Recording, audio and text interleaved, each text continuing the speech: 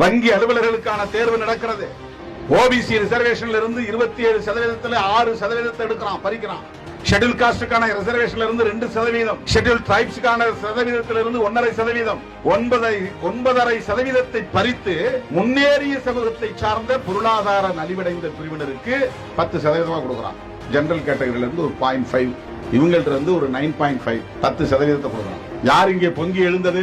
வேல் வேல் வேல் வேல் என்று வேல் முருகவேல் தூக்குகிறார்களே, இவர்கள் உன் சமூக நீதிக்காக குரல் கொடுத்தார்களா? நான் கேட்கிறேன், பாரதிய ஜனதா கட்சிக்காரன் இந்திய அளவில் என்றைக்கு சமூக நீதிக்காக போராடி இருக்கிறார்? அகில இந்திய அளவில், தமிழ்நாட்டில் மட்டுமல்ல.